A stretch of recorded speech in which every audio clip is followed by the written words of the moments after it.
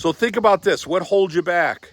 What prevents you from giving the best recommendation and care? What prevents you from speaking to them about their spouse or their children? What prevents you from letting people know the benefits would be lifetime and having that conversation really early in the relationship rather than later in the relationship when they're unfortunately no longer there, right? What holds us back from having the life we want, the life we truly desire? In many cases, the life that you deserve. What holds you back? The reality is, and it's for all of us guys, it's fear. We're afraid of being rejected. We're afraid of being incongruent with somebody. We're afraid of trying to handle that step over issue. How do I handle their rejection?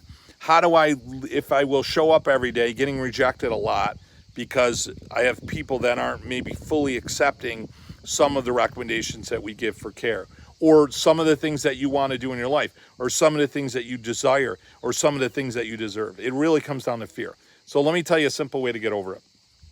I'm going to use an analogy. You have a child. He's running across the yard right towards a highway, and there's a lot of traffic. And you and I both know he steps foot in that, he's going to get killed. Now, you're not fully dressed. Maybe your hair's a mess because you just rolled out of bed. Maybe you're half dressed. You got one flip-flop on, and all the neighbors are out that morning, and they're all looking at what's going on. And you're the only one. What are you going to do? You're the only one close enough to save your son. What are you going to do? Without a thought, without even a neuron, you're going to run across that yard, and you're going to go and do every bit of speed and strength and endurance, whatever is required of you in order to save your child. Why would you do that? You're not going to run and go, geez, my hair's bad, or I don't look good, or I look like an idiot, I got a flip-flop, and I'm half dressed and I'm running across the road. Why would you do that? Why wouldn't you even think of it?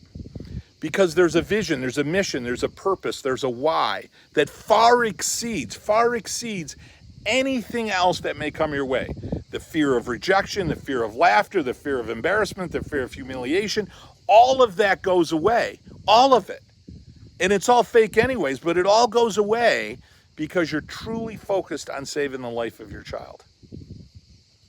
So in practice, if you can embody at least some of that, so that when a person comes in, you can think of them as your child running out on the road. You could think of their children as your children running out on the road. You could think of their spouse as your mother or your father, if you will, running out in danger.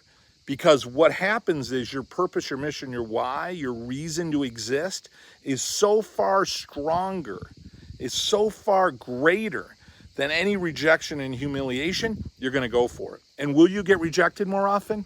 Yes, you will. You will have more people say no to you. There's no doubt about it. But you know what will happen in the same course? More people will say yes. Many more people will say yes. And because you're congruent and authentic and your purpose is real, more and more people will say yes. More families come in, more children come in, more spouses come in. They stay longer because they follow your best recommendations of care. Your practice will explode. How do I know this? Because that is my story and that is my journey. And that's why I am a coach, to help you and lead you and inspire you and motivate you to be the best version of a chiropractor you could possibly be. And by doing that, you will live the life of your dreams. Guys, I'm Coach Borio, founder of Chiropractic Consulting. Check us out. Love to be your coach.